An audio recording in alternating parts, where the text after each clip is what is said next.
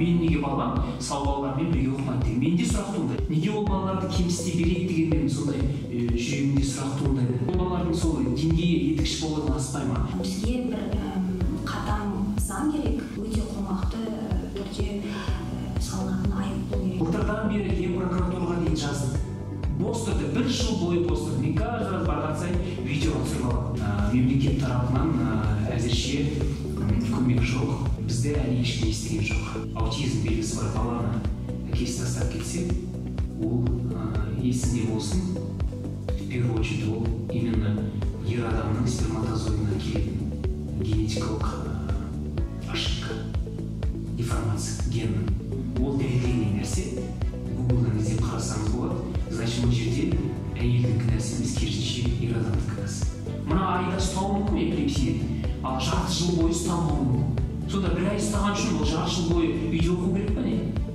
Бақытсыз балалар саны өте көп. Неге осында аутизм центрі, реабилитациялық орталықта көбірек ашпасқа?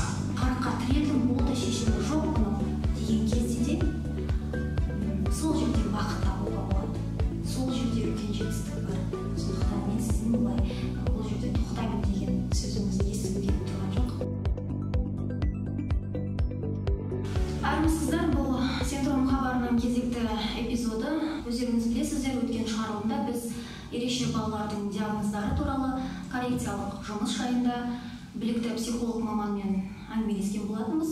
Енді бүгін сол ерекше балаларды қоғамдық ортаға қалай бейімдейміз, инклюзивті білім беру саласындағы қиындықтар жайлы әңгімелескіміз келіп отыр.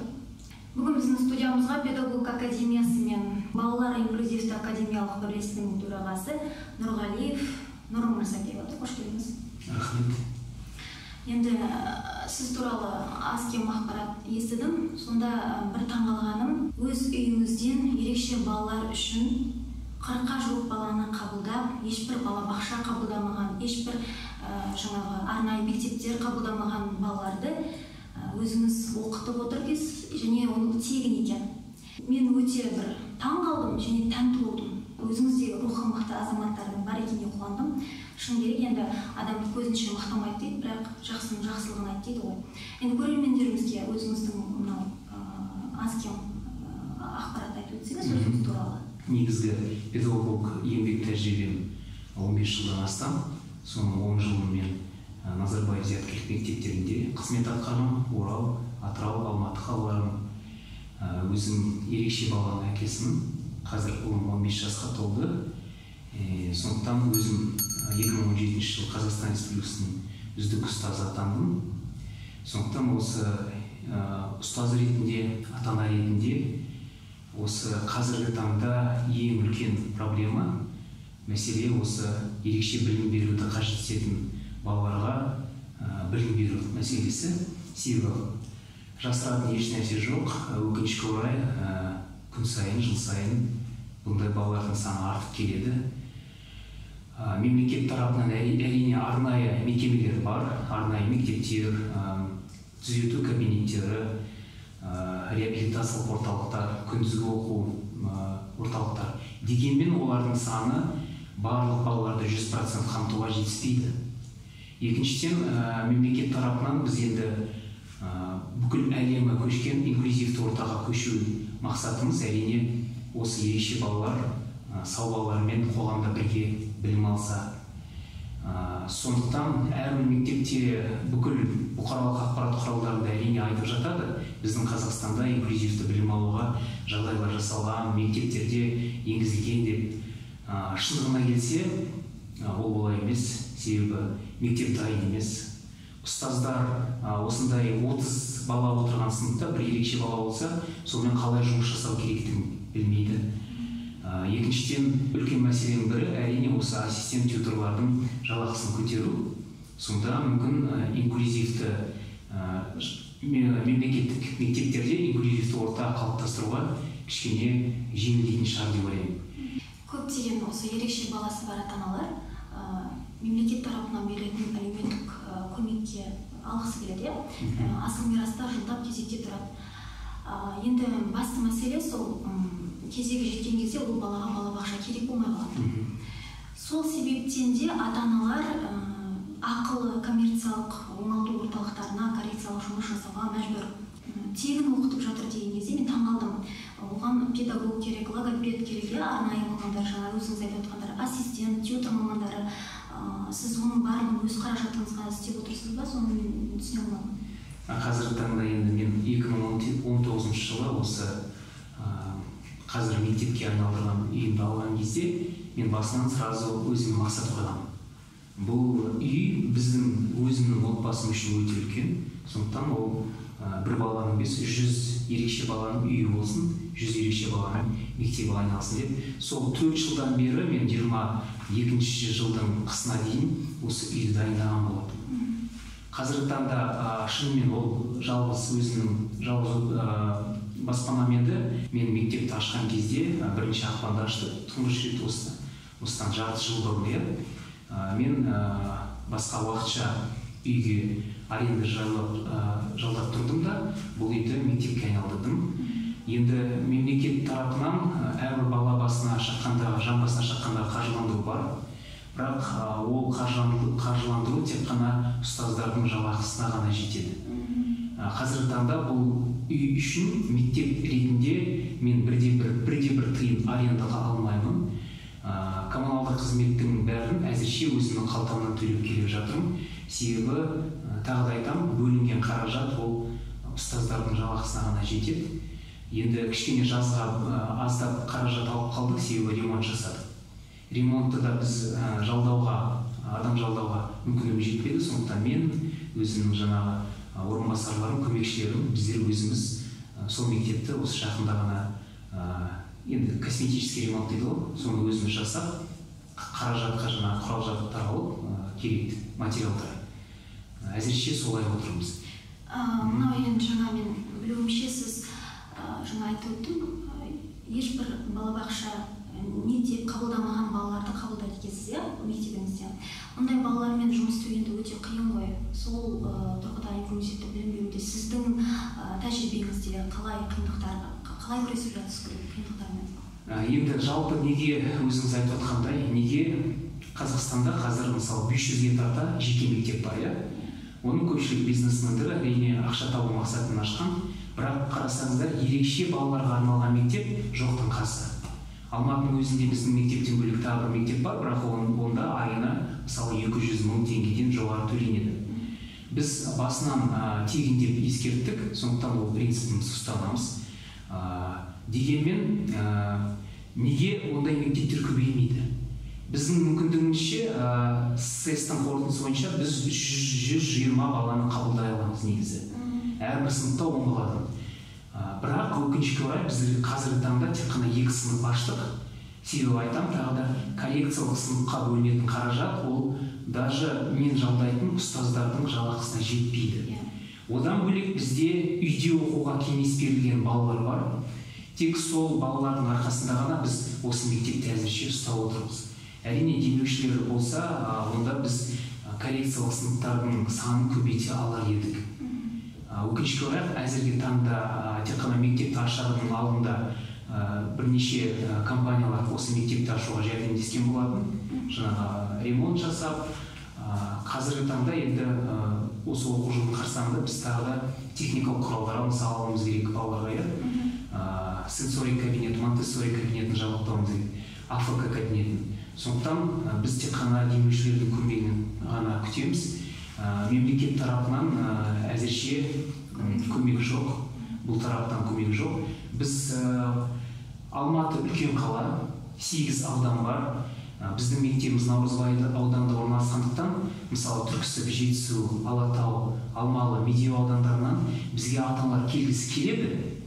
Әсіресе мына үйде оқитын балаларға, бірақ өзіңіз түсініп отырсыз, бізге жетудің өзі жұмыс күндері 1 сағат жарым бір нүктеден екінші нүктеге кетеді. Бұл жерде тек қана білім беру сапасынан бөлек, көлік инфрақұрылымы қолжетімділігін қамтамасыз ету мәселесі де бар дейсіз ғой. Сондықтан біз қазір Алматы қаласының әкімдігіне осы былтырдан бері хат жазып келе жатырмыз. Осындай балаларға мүмкіндік жасап, әрбір ауданнан әрине хотя бы кішігірім үйде оқитын балаларды 20 шақты баланы қабылдайтын 4 кабинет берсе, әрине ол балалардың күні едәуір жеңілдер еді. Қазіргі таңда біз осы жарты жыл хат алмасудың арқасында Бостандық ауданынан бізге 4 кабинет берді. Оған да біз шүкіршілік жасаймыз. Сентябрьде, қыркүйек айынан бастап ол кабинетте де біздің филиалымыз ретінде коррекциялық кабинетіміз, арт-терапия үйірмесі, тегін үйірмесі ол да жұмыс жасай бастады, және 20-ға жуық үйде оқитын балаларды қамтай аламыз. Ал негізгі мектебіміз өзіміз әрине Наурызбай ауданында, Шұғылада орналасқан. Енді қазір Түрксіб ауданында да біз бір жақсы орын таптық. Ол Жасқанат шағын ауданында аз қамтылған отбасыларға берейін деп жатқан әкімшіліктің тұрғын үй кешендері. Сол жерде бір ғимараттың бірінші қабаты түгелімен осындай балаларға арналып қойған екен. Біз білім басқармасына да қаланың әкімдігіне хат жаздық. Бірақ олардың айтуынша өздерінде жаңағы мектепте әрбір ауданда түзету кабинеттері жетіспейді.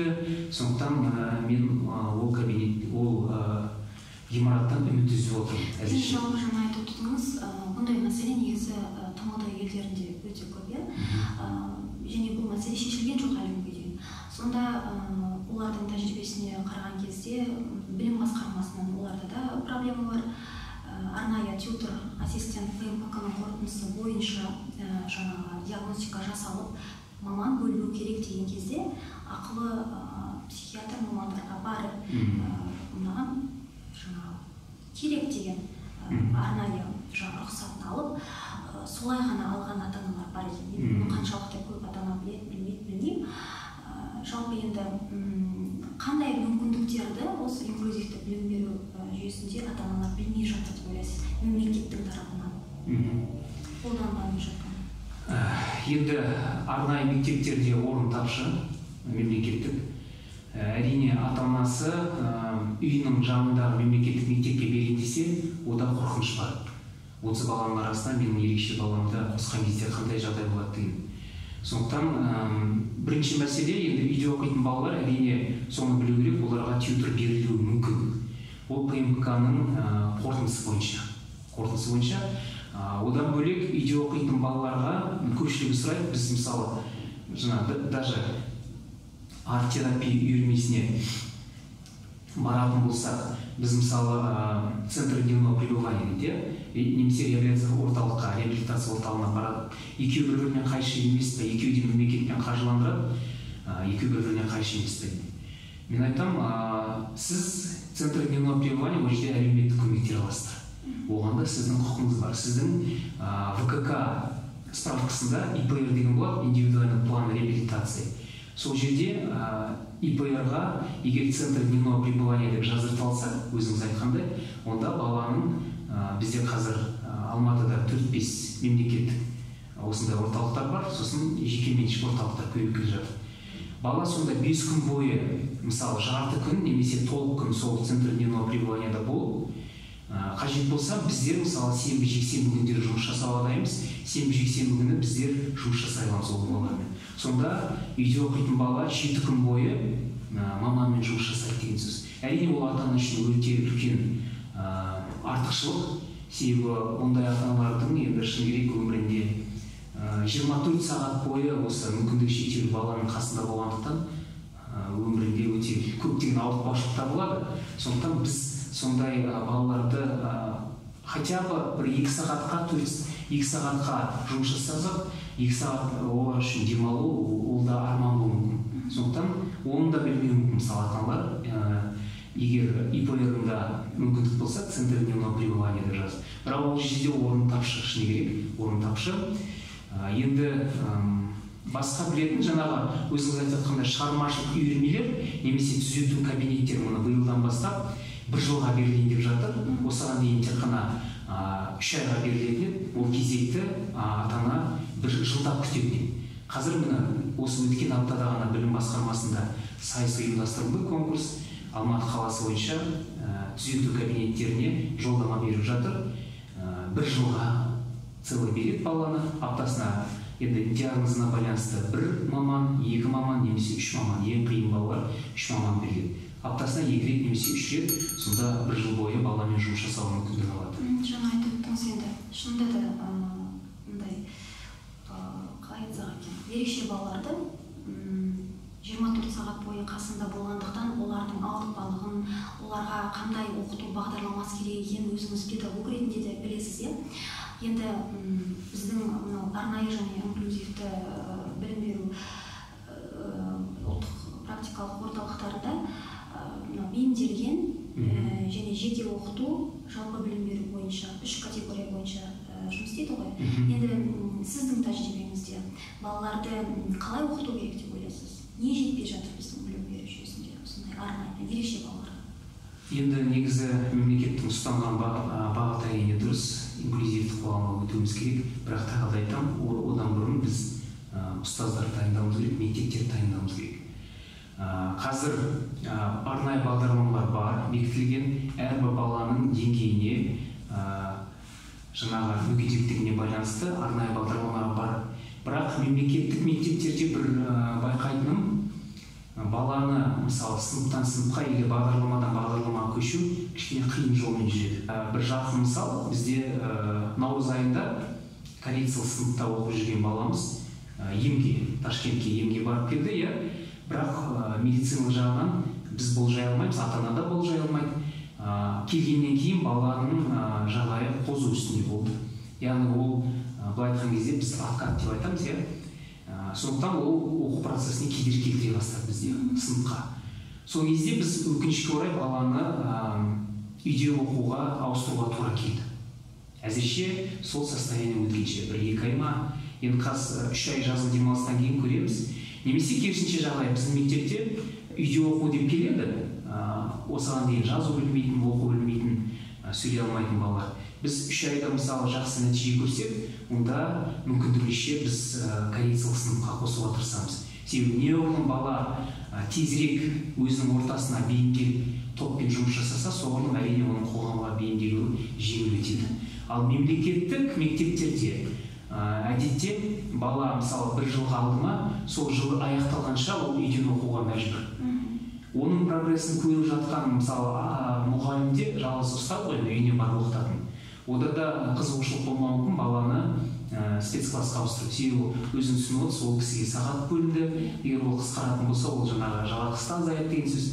Ал біздерде тағы бір ерекшелік, именно ең жалпы білім саласынан қатты көмекте қажет ететін балалар ол үйде оқуға кеңестірілген балалар. Неге? Себебі оларға аптасына тек қана 10 академиялық сағат рұқсат етілген. 10 академиялық сағат деген өзіңіз түсініп 30 минуттан не бар 300 минут. Сіздің мысалы қалған сау балалар аптасына 5 рет барады екен, әрбір күн сайын 4 сабақ болады екен. Сонда 4-ті 5-ке көбейтсеңіз, өзіңіз көріп отырсыз, 20 сабақ өтеді. Неге бұл балаларда ондай кемсітушілік былай айтқан кезде, олардың да оқуға құқысы бар, олардың кінәсі жоқ. Осындай дүниеге, осындай ерекшелікпен дүниеге келгенде. Сондықтан ол бірден, екіншіден ол үйде неге 4 қабырғада жалғыз ұстазбен ғана жұмыс жасау керек. Оның да құқысы бар, жаңа өзінің құрбыларымен бірге жұмыс жасауға. Сондықтан біз осы моменттерді, кедергілерді жойып, үйде оқитын балаларға біз өте жақсы жағдай жасауға тырысып жатырмыз. То есть оларға айтамыз, аптасына 4 рет келесіздер. Біздің мұғалім бармаймыз, әрине бізге де ұстаз жібере қою жеңіл. Керісінше біз айтамыз, біздің орталықтарға келесіз, жаңағы Наурызбай ауданы болсын, Бостандық ауданы болсын. Сол жерге сіз 2 сағаттың ішінде жарты сағаттан 4 маман жұмыс жасайды, бір маман емес. Яғни өзіңіз түсінесіз, сізге де мысалы студент кезінде 1 сағат бойы біреу лекция оқыса, сіз жарты сағаттан кейін жалығып кетесіз, солай ма? Сіз ересек адамсыз, сау адамсыз. Ал өзіңіз ойлаңызшы, жаңағы ерекше бала қалай 2 сағат бойы бір ұстазбен жұмыс жасайды? Әрине ол жерде ол сөз жүзінде мұғалім барады, естественно, ол баланың көңіл күйі де күн сайын ауыстырады. Bir күні жұмыс жасайды, екінші күні жұмыс жасамауы. Сол кезде ондай құр босқа кеткен күндер өте көп үйде оқитын балаларға. Әсіресе мына ауылдық жерлерде енді қазақ болғандықтан бір-бірін таниды, ұстаз таниды оны. Одан кейін білім басқармасына жаңағы арыз жазу, менің балама аптасына 2 рет келмейді, хотя бы 2 рет келмейді. Олардың сылтауы көп енді. Жиналыс болып қалды, больничныйдамын деп. Енді оған жаңағы баланың ешқандай кінәсі жоқ. Ол үнемі дайындалу керек. Себебі реабилитация, түзету жұмыстары белгілі бір уақыт тоқтап қалса, ол өте үлкен артқа лақтырып жібереді. Сондықтан біз мысалы қазіргі таңда Алматы қаласында әзірше, кейін бүкіл республикада осындай именно в первую очередь бірінші кезекте жаңа үйде оқитын балаларға көбірек көңіл бөлгіміз келіп отыр. Себебі мемлекеттің беретін жаңағы жағдайына мен мысалы өз басым ата ретінде келіспеймін. Менің екінші ұлым Құдайға шүкір сау, ол бірінші сынып бітірді, 5 күн сабаққа барады, құрбыларымен барады. Енді неге үлкен ұлым сондай мүмкіндік берілмейді деген сөз. Енді мынау білім беру саласындағы қиындықтар өте көп, оның барлық категорияға бөлетін болсақ, өте үлкен жұмыстар жүргізу керектігі айтылады. Мысалы, жеке оқыту бойынша оларды біз бейімдейміз. Мысалы, арнайы мақсаттарға бөлінеді ғой. Егер олар балаларға физика, химия сабақтары қиын болып жатса, біз оларды қысқартпаймыз, бейімдейміз. Осы ПМК-ның қорытындысы бойынша көптеген балаларға жеңіл оқыту түрі деп жазылған болса, бірақ орташа оқыту бағдарламасымен оқып жүргендер бар. Ата-аналар тарапынан шағым осындай. Дұрыс айтасыз, бізге енді көктемнен бері 300-ге тарта ата-ана уже бізге келіп диагностика келіп кеткен. Мен тек қана бастауыш сынып туралы айтып жатырмын. Сіз айтқан жаңа химия, физика пәндері әрине ол жоғары сыныпта. Дегенмен бастауыш сыныптың өзінде көпшілік ата-ананың айтатын әрине осы. Бала қағаз жүзінде 3-ші сыныпқа келді, бірақ деңгейі 1-ші сыныпқа мемлекеттік мектепте оқытса, оны ұстаз басқаларынан бөліп, оған арнайы бағдарламамен оқытуға мүмкіндігі жоқ. Сондықтан ол 3-ші сыныптың бағдарламасымен оқытуға тура келеді. Ал оған баланың мүмкіндігі жоқ. Шыға алмайтын жартасқа қалай секірсең де бәрі жете алмайсың. Сондықтан бұл жерде баланы просто уақытын босқа өткізу деп есептейміз. Әрине, тағы да айтамын, арнайы мектептер болсын, біздің мысалы мектеп сияқты мектептер баланың деңгейіне қарап, сыныпта 10 бала отыр ма, 10 деңгейі әртүрлі ма, значит, сол өздерінің деңгейлеріне сәйкес тапсырмалар беріп, сол бағдарламамен жүру керек негізінде шынында. Сонда ғана баланың алға жүру мүмкіндігі болады. Жаңа атақты орыс педагог бар, Выгодский деген. Сонда зона ближайшего развития деген бар, иә. Егер жақын арадағы іс-әрекетке жете алатын іс-әрекетке балаға мүмкіндік берсек, онда ол оған тырмысып келесі жолға шығуға мүмкіндік болады. Мысалы, бала қазір әзірше тек қана ақша санау біледі, оған аздап ақша беріп магазинге барып, өзіне жаңа балмұздақ алдырсаң, ол келесіде оны уже ол этаптан өтеді, келесіде одан да күрделі іс-әрекеттер жасауға мүмкіндік алады. Ал егер сразу балаға алып, мысалы, жаңа Каспий магазиннен заказ бер десек, оған ол ешқашан көрмеген шын бұл айтқан кезде. Сондықтан сіз айтып отқан мәселе, баланы алып келіп мемлекеттік мектепте 2-ші сыныптың барлығы оқып жатқан бірдей программамен оқытатын болса, әрине балада 1 айдан кейін білімге қызығушылығы өшіп, ол әрі қарай мектепке мүлдем барғысы келмейді. А мектепке барғысы келмеген бала, ол сен қамшымен оқытсаң да, ол ешқашан биік жетістікке жетпейді деген сөз. Сондықтан ең бірінші жағдай менің көңілім күйетін, әсіресе кейбір мемлекеттік мектептер, арнайы мектептерді айтып отырмын. Қоғам тез өзгеріп жатыр. Қазіргі таңда бізде күн сайын бір жаңа әдістеме пайда болып жатыр.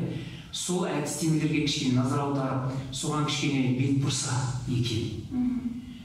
Сол жаңағы кеңес одағы құлдыраған сәттен бастап қалған әдістемені оқыта бермей, сол баланы хотя бы обстановкасын өзін өзгерткен психология, ол балаға жағымды әсер етсе, ол сол жерге келе бергісі келеді. Мысалы, 30 минут оқытып, бір 10 минут, допустим, батутқа секіріп алса, кішкене психологиялық немесе тренинг өтіп жүрсе, ол бала оны есінде жаттап қалады да, келесінде оған осы жер комфортны болады. Комфортны болған кезде ғана бала оқи алады. Бізде ондай өте балалар көп, которые мектепке кіргісі келмейді. Сразу қақпан көрген кезде жылап, истерика құрып, сол жерде ата-анасы көреді. Потому что, значит, белгілі бір жерде ол стресс алған, үлкен стресс алған. Мен буллингті айтып жатқан жоқпын, әріптес жаңағы қасында сыныптастарының, сау балалардың. Просто даже зданиенің өзі ол өте үлкен әсер етеді. Неге сол шетелде мысалы реабилитациялық орталықтар, бізде мысалы ерекше бала 5-ші сынып оқитын бала, ол 5 жастағы баланың мінез құлқы болуы мүмкін. Ол әлі кішкентай сәби. Әрине, ондай жерлерде бүкіл жағдайлар сондай, өзіңіз білесіз ғой, енді балабақшадағы жағдайлар яркий бала келгісі келеді. Ал мектепке келсеңіз, уже мысалы жаңа айтып жатқан мемлекеттік мектептер өздеріңіз барып көрсеңіз, сол бұрынғы қалпыдағы мектептер. Оған бала түгел, мысалы біздің кіруге кішкене ниетіміз болмайды шынымен. А бала ол жерде отырып 3 сағат еш сабақ оқиды. Сондықтан меніңше ең бірінші, қазір мысалы керемет мектептер ашылып жатыр ғой, бином деген мысалы мектеп, немесе комфортный школамен қазір создавать етіп дұрыс. Себебі ең бірінші балаға әсер ететін ол психологиялық жағдай. Егер обстановка жаңа коллективте, мектепте жақсы болса, онда бала келгісі келеді. А келгісі келген баламен мұғалім уже жұмыс жасауға мүмкіндігі бар. Көбіне оқыту жүйесінде блум тактономиясы деп айтып жатады, әртүрлі жеңілдету бойынша бағдарламаны қолданады. Енді өзіңіз айтқандай біздегі мақсат баланы стандартқа бейімдеу. Ол үшін біз халықаралық стандарттан білікті мамандармен тәжірибе алмасып, көбіне Францияда, ақш-та жақсы дамыған ғой. Сол жағынан қаншалықты бізде мүмкіндік бар педагогтарымызды сол жаққа жіберсек, немесе оларды шақыртсақ дегендей. Енді мен өзім жаңа айттым, педагог академиясы деген қоғамдық бірлестік уже 5 жыл тарихы бар. Инклюзивті мектеп ашуға жалпы бұрын, ашпас бұрын мен сізге кішкене тарихты айтып кетейін. 2010 пандемия жылдарында біз республикалық қашықтықтан оқытатын онлайн мектеп ашқан болатынбыз. Мектеп дегенде 11-ші сынып бітіретін мүмкіндігі шектеулі балаларды ОБТ-ға тегін дайындағанбыз. Ол жерде менің әріптестерім 23 үздік ұстаз Қазақстанның әрбір түкпір аймағынан басымызды қосып, 100-ге тарта мүмкіндігі шектеулі балаларды 1 жыл бойы жаңағы онлайн тегін оқыттық. Ол әрине балаларға ол 1 жылдың ішінде мүмкіндік болмауы мүмкін, бірақ менің сол кезде байқағаным 10-11-ші сыныпқа көшкен мүмкіндігі шектеулі балалар саны мен сізге айтайын, 100 есе азайып кетеді. Себебі 1-ші сыныпта түседі, 4-ші сынып бітіргеннен кейін орта мектепке көшеді ғой. Сол кезде уже көпшілік балаларды ПМК ССУ деп жазып береді, яғни оқуға әрі келмейді деген сөз. Одан кейін әр кетсе 9-ші класты бітіріп, содан кейін колледжге жібереді. Оларға айтады, сіз лучше етікші болыңыз, жаңағы аспазшы болыңыз. Енді өзіңіз ойлаңызшы, сондай мамандықтармен ол бала әрі қарай өзінің күнін асырай ала ма? Неге сол балаларға мысалы айфонды жөндетуді үйретпеске? Может, арасында білесіз, аутист балалардың белгілі бір жаққа ерекше қабілеті болуы мүмкін. Сондай әрине мен қазір көңілім толады, белгілі бір әлеуметтік жобалар іске асып жатыр. Мысалы iTeach деген, допустим, өте керемет жоба. Сондай балаларға сондай шынымен әрі қарай мүмкіндігі бар. Неге ол балаларды кемсіте береді дегенмен сондай жүрегімде сұрақ туындайды. Неге ол балалардың сол деңгейі етікші болудан аспай ма? Мысалы мен қазір өзіміз мектебімізде дыбыс жазу студиясын дайындадық. Мен ол балалармен өзімнен жаңағы сандық білім беретін ресурстарды жасайтын тәжірибеме сеніп, яғни химия, биология, физикадан мен қазақ тілінде, рэп түрінде балаларға түсінікті материалдар жасаймын, өлең түрінде, ән түрінде. Сондай ресурстарды мен ойыма келіп, неге осындай балалардың өздеріне жасатпайынша? Мүмкін олар сценарийін құрып, мына балапан телеарнасында мысалы қас қарасаңыздар, көпшілік материалдардың көпшілігі орыс тілінде, қазақ тілінде сапалы дүние жоқ. Бар, бірақ оны кішкентай балаңыз қарағысы келмейді. Ол сразу жаңа яркий, красочный басқа. Тем более биылдан бастап біз қазір жасанды интеллект дейді ғой, искусственный интеллект соны кіргізіміз келіп тұр. Қазір уже бір жобамен сөйлесіп жатырмыз. Осы искусственный интеллектті пайдаланып, осы балалардың қолымен дүние шығарсайды. Сонда менің негізгі мақсатым, жалпы бірінші мақсатым мына мектептің ашуындағы ол мына баланың қолынан ештеңе келмейді деген баладан ешкімнің қолынан келмейтін нәрсені жасату. Ол баланың үміт үзді, жаңағы бұрынғы мектебі. Жоқ, ол бала тек қана үйде оқу керек, негізгі мақсатым мен сізге айтып отқаным, мына баланың қолынан еш нәрсе келмейді деген баладан ешкімнің қолынан келмейтін нәрсе жасату, оған міндетті түрде біз свидетельство интеллектуальной собственности болады.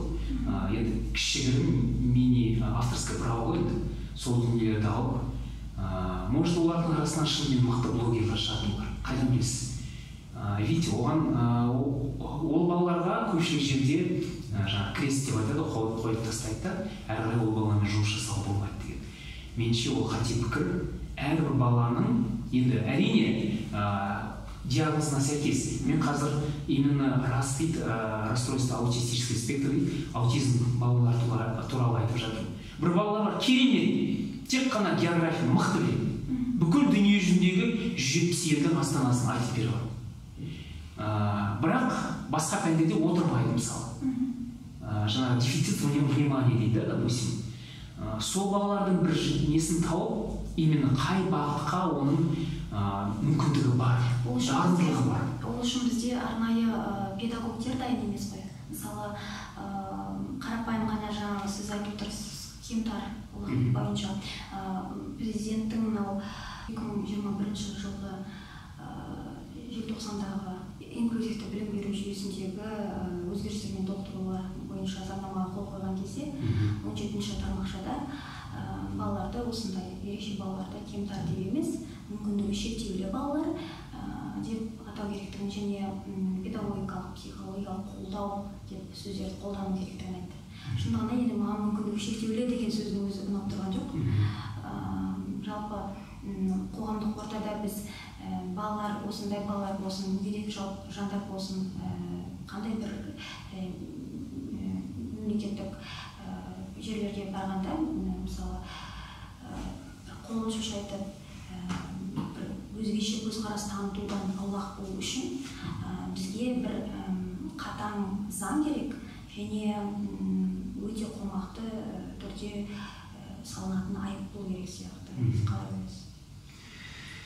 Өз басым осындай оқиғадан өткен болатын, осыдан 4-5 жыл бұрынша. Осы үйге көшпес бұрын, мысалы,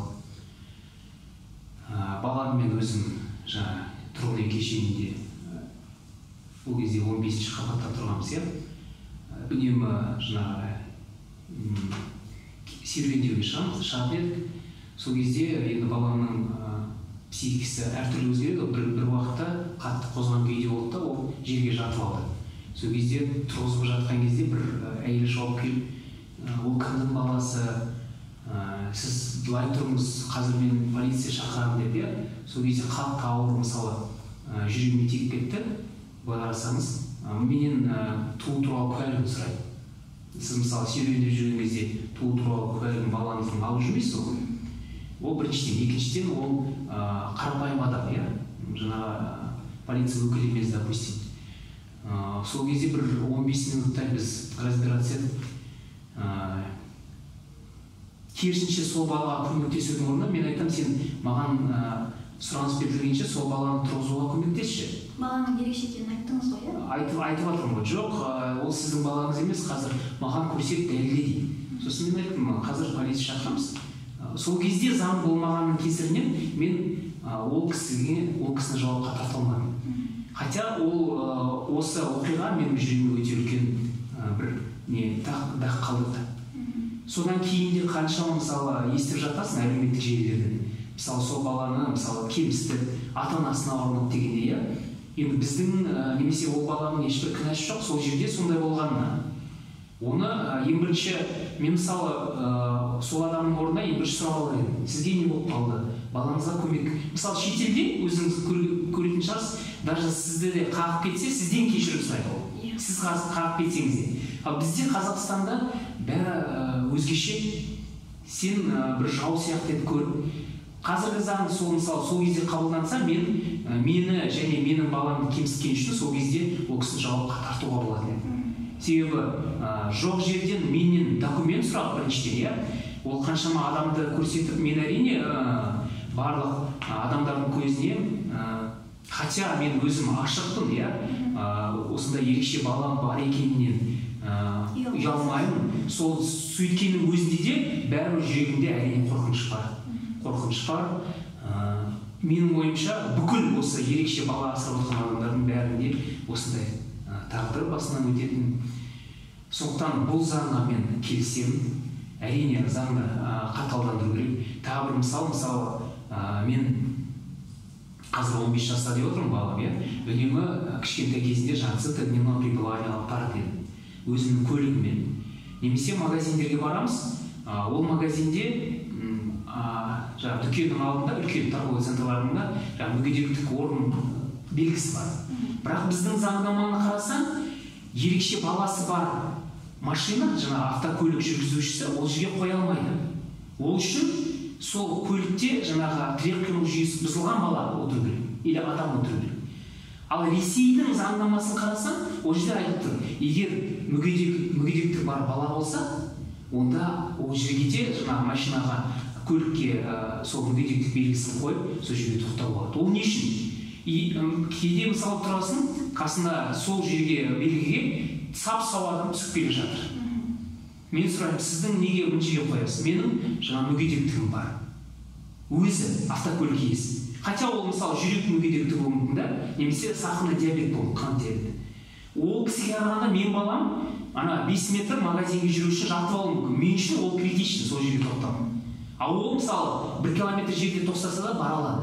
Сонда біздің даже сол заңның мен айтып отырғаным, соған да мен уже 10 жыл болды байқап жүргенімен бір кішкентай өзгеріс енгізіп, осы мүмкіндігі шектеулі баласы бар автокөлік сол жерге тұрады деп заңға енгізсе, ол психикалық ауытқушылығы бар балалардың отбасылары үшін өте үлкен көмек болады. Кеше ғана көрсетіп жатыр ғой, Астанада мүмкіндігі шектеулі балаларды адамдармен қинаған медицина мамандығының 5-ші курс студенті, соны қазір диплом бермейміз деп, шынымен дұрыс бермеу керек.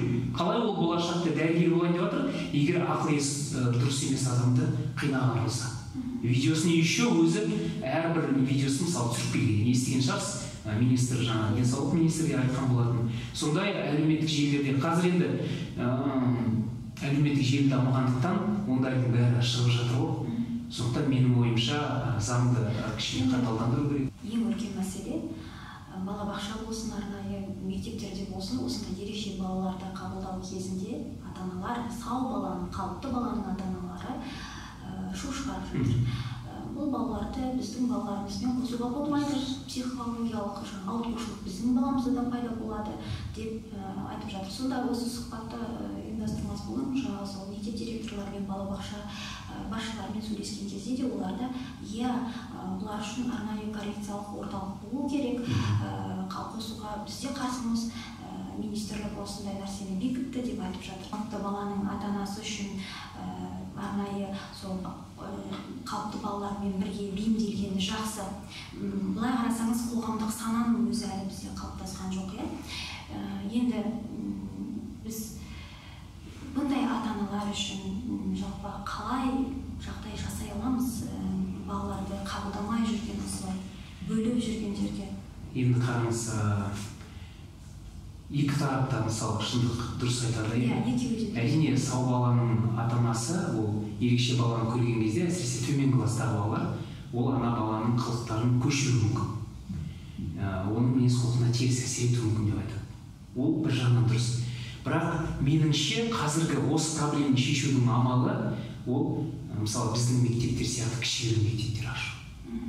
700-500 баласы бар мектепте ондай нәрсені сыныпта 30 бала отыратын сыныптарға баланы қосу ол мүлдем дұрыс емес. Әрі нәтиже де болмайды. Әрине, 10 бала отырсын, оның екеуі ерекше бала болсын, ол кезде нәтиже болады. То есть кішігірім мектептер болу керек. Неғұрлым кішігірім болса, соғұрлым. И мысалы айтып отырмын, біздің мектепте даже коррекциялық класстың өзі екіге бөлінеді. Неге бізде инклюзивті мектеп деп атаймыз біздер? Себебі біздің ойымыз сондай болатын. Сау балалармен бірге ерекше балалар оқиды. Заң жүзінде 10 баланың қасына 2-ден аспау керек. Бірақ біз ол баланы, ол заңды басқаша айналдырып, біз сау балалар оқитын жеке сынып, ерекше балалар оқитын жеке сынып ашқымыз келіп отыр. Бірақ факультатив сабақтарында, сосын дене шынықтыру сияқты, музыка сияқты сабақтар бар ғой, академиялық білімді қажеттілік етпейтін. сондай сабақтарда біртіндеп қосуға болады. Кезеңмен пока балалар үйренгенше. И мен тағы да айтамын, мектепте минимум коррекциялық класстың өзін екіге бөлуге болады. То есть біреу мысалы жаңағы ЗПР деп айтамыз бізде, задержка психологического развития. Яғни ол более оқи алатын балалар тек кішкене көбірек көңіл бөлу керек. Екінші жаңағы мысалы нарушение интеллекта, ақыл есі бұзылған балалар, олармен енді көбірек жаңағы айтқан, өзіңіз айтқан сатырдың программасымен, учебниктармен жеке жұмыс жасау керек. Сол кезде мысалы біздің мектепте сондай екі класс бар, қиын балаларды біз жайлап дайындаймыз да, и когда 10 баланың ішінен көреміз, бір бала уже ЗПР деңгейіне жетсе, біз сол деңгейге ауыстырамыз. Ал ЗПР сыныпта оқитын баланың деңгейі сау баланың деңгейіне жетсе, біз мектептен шығарып жібереміз мысалы. Немесе жаңағы сау балалардың сыныбын ашсақ, біз қатты қорқып отырмыз. Біз қазір 10 баланы жинай аламыз ба, жинай алмаймыз да. Тегін болғанның өзінде. Соны алып келетін болсақ, онда сол сыныпқа қосуға болады. Сонда бала көрдіңіз ба, сатымен жайлап көтеруге мүмкіндік бар еді. Ал сіз егер 4 жыл бойы сол ЗПР сыныбында оқытай берсеңіз, 5-ші классқа келіп, жай мектепке қосып жіберейін десеңіз, ешқандай нәтиже болмайды. Ол сразу өзіңіз түсініп 100 метрге тура секіру деген сөз. Сондықтан ондайды жасау мемлекеттік мектептерде мүмкіндік жоқ. Ол алама диагноздарына бөліп, бір жағынан әрине бізде дұрыс емес, біз баланы деңгейіне сәйкес бөлуге біздің негізі құқығымыз жоқ. Бірақ бұл жерде қоғам бәрі түсіну керек, ол біз бала үшін жасаймыз. Үлгерімі жағынан, тиімділік жағынан, сондықтан баланың біз деңгейіне қарап бөлуге тырысамыз. Егер мектептерде сол осы жобаны іске асырса, жаңа айтып отырмын, коррекциялық класстың 1-ші сыныптың өзін 2-ге бөліп тастаса, деңгейіне сәйкес. Менше онда прогресс болады. И 3-ші қасына сау балаларды қосса, тағы бір сынып. Мен айтып отырған жоқпын, бүкіл сабақ бірге өтсін. Жоқ, бөлек отырсын, бірақ кейбір сабақтарда бірге қосса бірден. Сол деңгейге жетсек, менше сол әзірше Қазақстанға қазіргі таңда керек жағдайым осы. Сіз өзіңіз әр өмірден миссия аласыз, өзіңізбен адамдар тапсаңыз, және тағы да бір мәселе, оқыту әдістемелік құралдар ғана бар қазақ тілінде, кітаптар өте тапшы, жоқтың қасы деуге болады. Осы қазақтың мүддесі үшін деп қазақ тілінде оқулық шығарып жатқан баспалар бар. Мүмкін сондайлармен бір байланыс орнатып, барынша нарықта бәсекелестік қалыптастыру керек. Әйтпесе бұл бүгін ертең шешілетін мәселе емес. Мен сізге жаңа бірінші айттым, осы мектепті ашуда бірінші мақсатым ерекше балалардың қолынан да үлкен нәрсе келеді деген дәлелдеу. Екінші мақсатым, өзіңіз айтып отқандай, біз мектебіміз ашылған кезде Алматы қаласында 8 арнайы мектеп бар. Қалған қалаларда әрине аз, бірақ осыған дейін бәсеке болған жоқ. Арнайы мектептердің арасында бәсеке болған жоқ. Қазір мен өзім қуанып айтамын, бізде конкуренция пайда болды. Арнайы мектептің арасында. Себебі бізге жаңағы мемлекеттік мектептен көшіп жатқан балалар көп. Ал бала кете бастаған кезде, ана мектептің әкімшілігі ойлана бастайды. Неге ол кете бастады? Даже Мозаика деген мысалы арнайы мектеп бар, жаңа айтқан ақыл 200 мыңнан астам. Сол мектептен бізге көп бала келе бастады. И сол орыс тілінде, қазақ бізде екі тілде, қазақ тілінде, орыс тілінде. И сол кезде менің қуанғаным, бір бала келмей қалды. Сұрадық, не үшін келмей қалды? А бізге, сізге барамыз деген кезде одан да жақсы жағдай жасады. Мен айтамын, сіз бізге келмедіңіз, зато біздің арқамызда сіздің балаңыздың жағдайын жақсы жасады. Мен үшін де ол үлкен жетістік. Сондықтан өзіңіз айтқандай, біз қазір таңда педагог академиясы қоғамдық бірлестігінен бөлек балалар инклюзивті академиясы деген республикалық қоғамдық бірлестік құрдық. Қазіргі таңда Алматыдан бөлек 11 аймақта біздің филиалымыз бар. Ресми түрде әрбір филиалдың басшылары бар, олардың да бәрі мен секілді үздік ұстаздар. Енді әлі 8 аймақта филиал ашып үлгерген жоқпыз, бірақ дегенмен де біз ол аймақтарда жұмыс бастап кеттік. Қазіргі таңда мына Қостанай, Рудный, Орал қалаларында біз тегін арт-терапия үйірмесімен түзету кабинеттерін бастап кеттік. Қыркүйекке дейін біз Петропавл қаласы мен Қарағанды қаласында бастағалы жатырмыз. Кейін осы жылдың соңына дейін біз ойлап отырмыз Шымкент, Тараз қаласы, сосын Сәтбаев пен Жезқазған қалаларында енді мүмкіндігімізше келесі жылға дейін 20 аймақта да өзіміздің филиалымызды ашып, енді мектеп ашу оңай емес. Лицензияның өзін алу үшін мен 4 ай жүрдім жұмыстан, Назарбаев мектебінен жұмыстан шығып кетіп, 4 ай бойы осы лицензияны алу үшін еңбектенген болатын. Ол 4 жыл бойы ғимарат дайындаған есептемеген кезде, ол мында Алматыда ғимаратым бар. Қалған жерде, мысалы Қостанайда біз ғимарат жоқ, Рудныйда ғимарат жоқ. Біз бәрін жалға алып отырмыз. Түскен қаражаттың бәрі өзіңіз мұғалімнің жалақысымен жалға кетіп жатыр. Әрине осы жағынан егер әрбір аймақта осындай біздің Алматы секілді инклюзивті мектеп ашуға көмектесем деген азаматтар болса, біз командамыз дайын, бағдарламамыз дайын, істейтін ісімізді 100% білеміз. Бізге тек қана осы ғимарат жағынан көмектесе, онда сол аймақта да осындай дәл осындай мектепті ашып жіберуге болады. Оны ашсақ, әрине өзіңіз түсініп отырсыз, ол аймақтарда да бәсеке басталады. Жалпы ол Қазақстанда осы арнайы мектептердің жүйесінде, мына частный школалар, мысалы жеке мектептер 30 жыл бұрын ашыла бастады. Қазіргі таңда Алматыда мысалы 50-ден астам жеке мектеп бар. Әрбіреуінің бағасы әртүрлі, зато методикасы әртүрлі. Не үшін? Себебі әрбір баланың таңдаған жолы әртүрлі. Ол өте жақсы. Қазіргі таңда мектептердің арасында бәсеке уже жасырын емес. Даже мемлекеттік мектептердің арасында бәсеке пайда болды. Жан басына қаржыландыруға кеткен кезде. Себебі енді мектеп бала үшін таласады. Енді сол сияқты бәсеке қазір арнайы мектептердің арасында басталған деп тұр. Меніңше ол өте үлкен жетістік. Мен әрине басқа мектептерден, басқа аймақтардан біздің мектеп сияқты ашылса, мен әрине қолдаймын. Себебі менің мақсатым көбірек балаға көмектесу. Әрбір аймақта 100 балаға көмектесек, оның өзі де біз үшін үлкен жетістік болып есептеймін. Енді қазіргі таңда мен осы мектепті ашу барысында туындаған қиындықтар туралы айтатын болсам, міне қараңызшы, 500-ге тарта жеке мектеп бар. Оның көпшілігі бизнес көлемінде қаржылай ақшалар ата-анадан және де мемлекеттен алады. Бірақ біз сияқты жеке мектеп, бірақ тегін істейтін, ол саусақпен санарлық. Өкінішке орай бізге оқулық берілмейді, хотя мемлекеттік мектепке беріледі. Өкінішке орай біздің балаларға даже мүгедектігі болса да тегін тамақтану берілмейді. Хотя біз білеміз, Алматының өзінде 100 мың бала тегін тамақпен қамтамасыз етілген. Сонда мен хатты неше рет жаздым әкімшілікке. 100 мың балаға тамақ беріп жатқан кезде 100 балаға ол теңіздегі бір тамшы сияқты неге соған көмектеспесін? Жоқ, сіз жеке меншік мектепсіз. Оқулық туралы біз білім басқармасына жаздық Алматы қаласының. Жауап бар ма? Әлі бірде-бір көмектесеміз, болды, сонымен іс қалады. Міне, бір айдан кейін бізде қыркүйек басталады. Енді бір оқулықтың сатып алу, мен түсінемін, егер сау балаларға арналған оқулық болса еді 2000 теңге. Біздің арнайы мектептің оқулығы ол бір оқулықтың өзі 8000 теңге тұрады. Әрине, көпшілік бізге келетін ата-аналар ол тегін болғасын, қалтасы көтермегесін келіп отыр. Көпшілігінің көп бала отбасылары, олар үшін 40 000 теңге оқулыққа жұмсау өте үлкен проблема.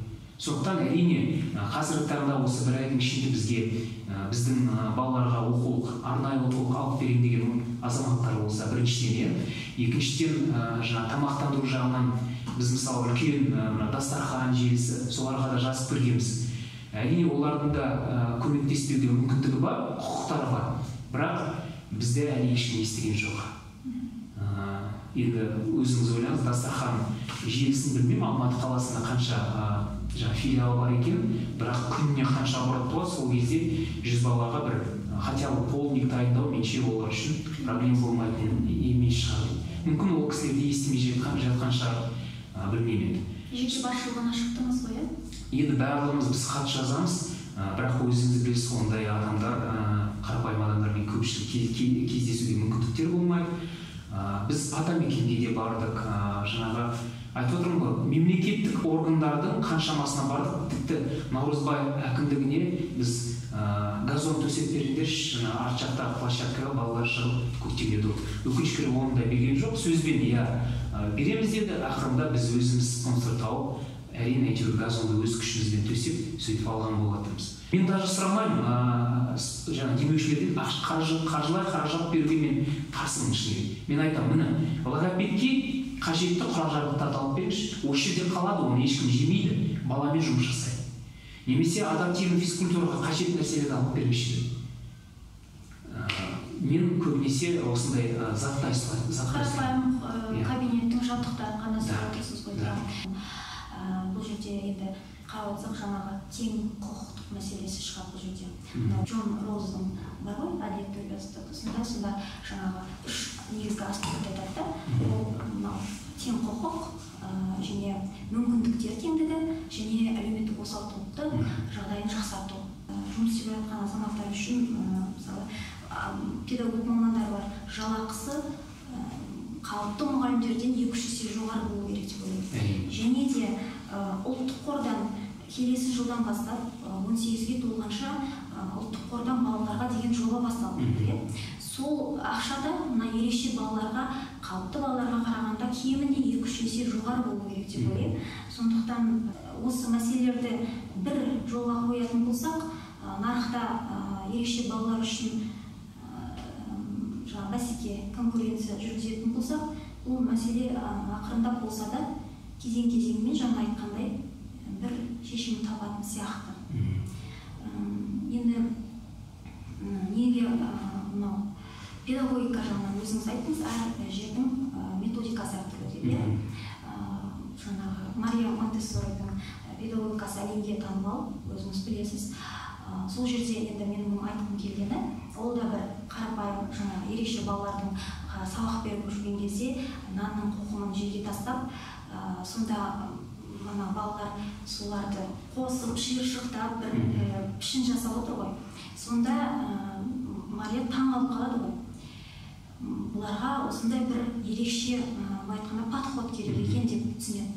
Келесі бір педагог бұлай жасауға болмайды деп бетінен қағады баланы. Яғни менің түсінуім бойынша бұл жерде мұғалімдердің өзінің де жанашырлық болу керек. Енді біз айтпаймыз барлығының бірдей ерекше баласы болсын, сонда ғана бұлар жанашырлықпен істейді деп. Бірақ мына проблемаларға қарап отырсам, түбіндегі нәтиже осы инклюзивті білім беру жүйесінің жұмысын жақсарту үшін ерекше баласы бар ата-ана бару керек сияқты да. Сол ғана өзгерте алатын сияқты менің ойымша.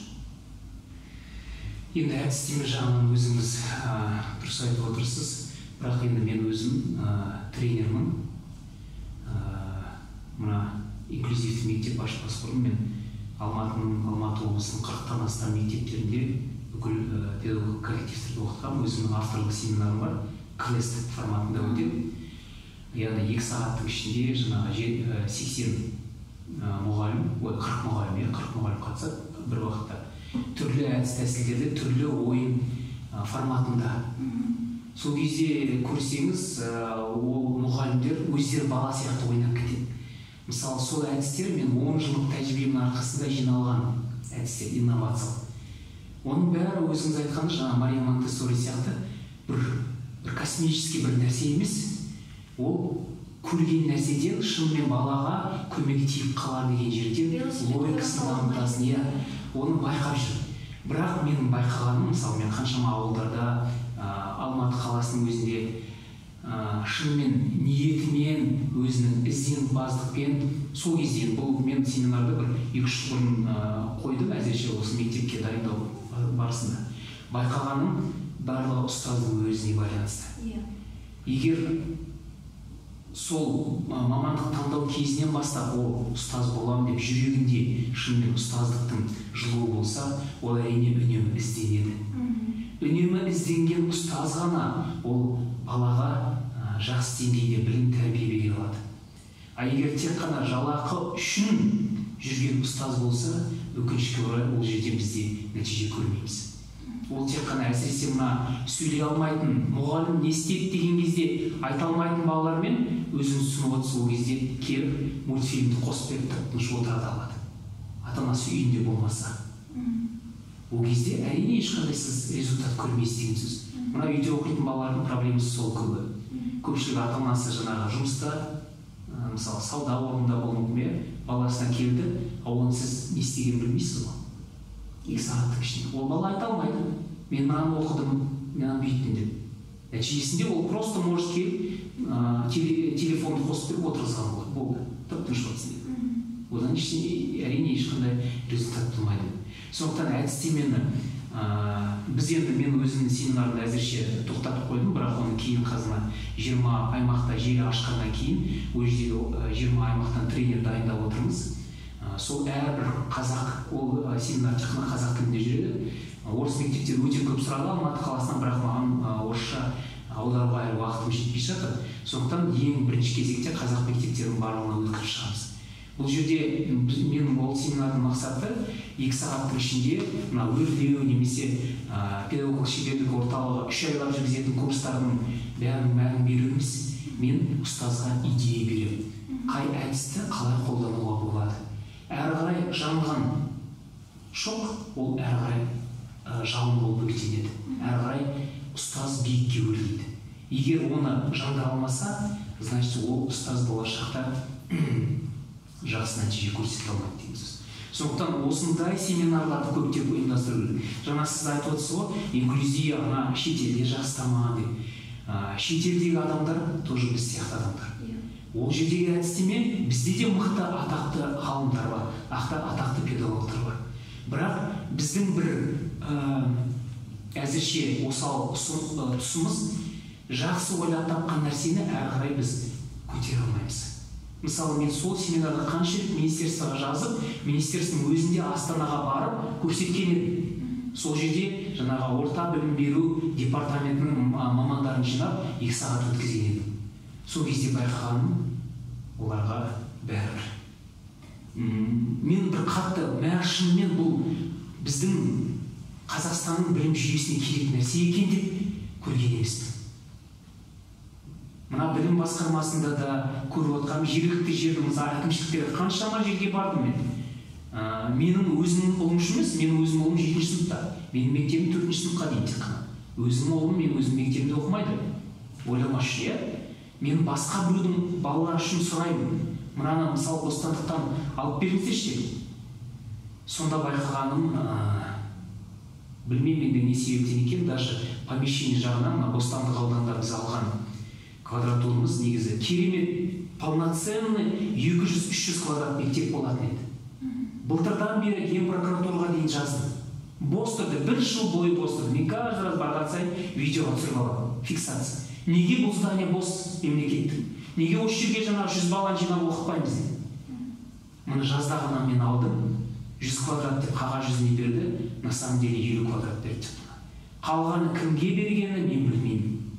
Әрине тексертетін болсақ, әрине мен ойымша енді айтып отырмын, біз керемет бір осындай кабинет сияқты кабинетмен сұрадым, адаптивный физкультураға, маған 18 квадрат қана кабинет берді. 18 квадратта сіз спорт зал жасайсыз ба? Өзіңіз ойлайсыз, 18 квадрат. Ол бір жатын бөлмесі ол спальный. Хотя ана жерде 35 квадратта бір ательеге берді, допустим. Мен құжаттарын сұрадым, так и көрсеткен жоқ. Тағы да айтамын, документ жүзінде менде 100 квадрат, на самом деле маған 50 квадрат беріп отыр. И маған айтады, алсаң ал, или алмасаң бостан. Сондай отношение басқа да жақта.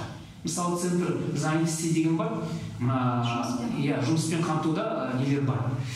Субсидированный рабочих мест. Разнорабочий, молодежная практика. Сұрайсың әріптестерінен бір жеке кәсіпкерлер ақша жинайтын. Солар алып отыр тегін. А мен қанша рет жаздым, бізге мұны тех персонал жоқ. Медсестра керек. Даже вахтер жоқ. Пожалуйста, соған беріңіздерші. Әні мұны деп жарты жыл өтті, білмеймін. Әрине біз кішкене кешіп берген шығармыз. Бірақ менің түсінгенім, кейбір мекемелер бар, қарасақ, мысалы, өзіңіз білетін арт спорт деген программа бар, балаларға шығармашылық үй береді.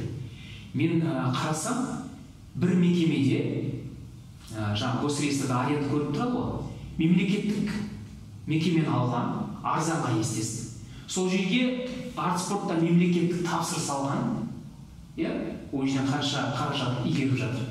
И мен егер таңғалмаймын, егер ол жерде еще субсидированный рабочих мест болатын болса. То есть сонда бір кәсіпкерлер бүкіл мемлекеттің берген нәрселерін бәрін қолданып, онымен ақша жасап жатыр. А біздің қоғамдық бірлестік, мен айтамын, мен жеке кәсіпкер емеспін. Мен жаңағы жауапкершілігі шектеулі серіктес емеспін. Мен қоғамдық бірлестік, біздің мына уставымыз бар, сайтта тұр. Жарғымыз, ол жерде ақша табу емес мақсатымыз, көмектесу. Сондай мекемелерге келген кезде мың сылтау айтады. Бірде-бір рабочий место бере алмайды, бірде-бір здание бере алмайды, бірде-бір жаңағы госзаказ бере алмайды. Оның бәрі кімге кетіп жатыр, мен білмеймін. Енді шыны керек 15 жыл ұстаз болдым ғой, тек осы соңғы жыл ғана мен осы салаға мемлекеттік органмен жұмыс жасап көріп жатырмын. Бұрында әрине еститін едім, жаңағы мемлекеттік органдармен халықты естімейік деген, мен оған көзім жетті шыны керек. Сіз жаңа айтып отырсыз ғой, неге бір жерге 3 рет бару керек деп. Егер мен әрине Алматыға баратын болсам, мен онда Қостанайда, Орал қаласында аша алмас едім. Мен жалғыздым, мен жүре алмаймын. Бірақ мен оларды ашу керек болғандықтан, мүмкіндік уақыт жеткендіктен оларға ашып жатырмын. Бірақ өзіңіз түсініп отырсыз, Алматы шағын қалып қойып жатыр. Қазір әлі ремонтымыз до конца біткен жоқ, шыны керек. Көпшілік нәрселер істелген жоқ. Бізде интерактивный тақта түгіл, мысалы, хотя балаларға сабақ көрсететін, жаңа видеолар көрсететін плазменный панель жоқ, Сулпакқа, Технодома, Мечта, бәріне де жазып шықты. Бәрінің жауабы сол, бізде қаражат жоқ. Әрине мен SMM менеджер емеспін да, білмеймін ол сала қалай жұмыс жасайды. Бірақ соған жүріп жүретін болсам, өзім түсініп отырсыз, мен қалған қалалардан аша алмас едім. Сондықтан бір жағынан, екінші жағынан зардап шегіп жатырмыз. Бірақ мен өкінбеймін, келесі жылға дейін менің ойымша бүкіл 20 аймақтан ашсақ, халқымыз көз жетсе, мемлекетіміз көз жетсе, что біздер мемлекеттің проблемасын шешіп жатырмыз. Бізге кішігірім бір қолдау көрсетсе екен. Хотя оқулықтың өзін министерство үшін бәленбай миллион балаға алып берген кезде 100 балаға оқулық алып беру олар үшін түкте емес деп ойлаймын. Қаншама мен ойлаймын, мектептерде бос жатқан оқулықтар бар. Бала санын артық беріп қойды да шығып кеткен. Ол да мемлекеттің қаражаты, біздің халықтың, Сондықтан бұл жерде кішкене соған көңіл бөлінсе, әрине бізге үлкен көмек болар еді. Атак өзіңіз түсініп отырсыз, мен де осы мектептің артынан қуамын деп өзімнің отбасыма кішкене қарамай қалдым, оған да көңіл бөлу керек. Өзімнің ұлыммен де жұмыс жасау керек. Мен де темірден жаралған емеспін, мен де адаммын. Сондықтан қанша уақыт жететінін білмеймін, бірақ әзірше қолымыздан келгенше жұмыс жасап жатырмыз. Маған бәрі айтады, платно жасап жүріңіз. Мен айттым, ақылы болатын болса, мен лучше мектепті жабамын. Себебі мен уәде бердім, немесе тегін болады, немесе мектеп жұмыс жасамайды. Әзірше мен тағы да жұмыс жасап жатырмын, бір жыл қолымнан келгенше жұмыс жасаймын. Бірақ егер енді әрине бір жылдың ішінде мемлекет естіп қолдау жасамаса, мүмкін мен үмітімді үзетін шығар. Себебі менде өмірім бар, менде балам келесі мысалы 16 жасқа толады, Сондықтан үмітіңізді үзу мектепті жабу ма, әлде ақылыға өту ма? Жоқ, мен тағы да айтамын. Бұндай мектептер ақылы болады дегенге мен мүлде келіспеймін. Бұл мемлекеттің қаржысы бар, ондай мектептерге мүмкін басқаша қаражат бөлу керек шығар, көбірек ашсын. Бірақ ақылы жаңағы балалардың такета күн сайын медикаментозный лечение бар, жылына бір рет бір шетелге барып емдетіп келу. Одан бөлек 24 сағат бойы қасында қаншама психологиялық отбасы үшін стресс. Соның бәрін өткеріп отқанда еще 200 мың төле баламды оқыту үшін десе, ол меніңше ол тым артық. Мұнайдың үстінде отырған, жері бойынша, ауданы бойынша 9-шы болып тұрған мемлекетте осындай ерекше балаларға мүмкіндік жасамау, ол менің ойымша. Ана жақта қаншама миллиардтаған долларлар шетелге ағып кетті осы 30 жылдың ішінде, сонда көңілім күйеді әрине. Неге осында аутизм центрі, реабилитациялық орталықта көбірек ашпасқа? Виктор Франклдың анау концлагерьде кезіндегі қиындықты айтады ғой, апатияны, сол сезімдерді кейіннен ойлап қарасам, мынау адам жалпы тағдырдың ең бір тәлкегі деген кезде де, ең бір тығырыққа тірелдім, болды шешімі жоқ бұның деген кезде де, сол жерден бақыт табуға болады. Сол жерде үлкен жетістік бар. Сондықтан мен сіздің бұл жерде тоқтаймын деген сөзіңізді естігім келіп тұрған жоқ. Естідім ғой жаңа, бірақ бұл біз қоғам болып күреспесек, біз осылай ақпаратты үнемі жеткізбесек, бұл нәрсе жабулы қазан жабулы тұрады. Сондықтан сізге күш-қуат берсін Алла Тағала, біз бұл нәрсенің үлкен бір өзекті мәселенің шешімін тапқанын қалаймыз. Сол үшін де сізді шақырдық. Жалпы енді мынау білім беру саласында осы баланың аттестат алуына қатысты нәрсені айтайықшы. Оңалту орталықтары, коммерциялық орталықтардың ашылып жатыр. Бірақ олар аттестат бермейді дедік жаңа. Арнайы мектептерде жаңа бәсекелестік туғызып, осындай беруге мүмкіндік жасау керек деп отырғанымыз сол. Сіздің мектепте ол жағы қалай?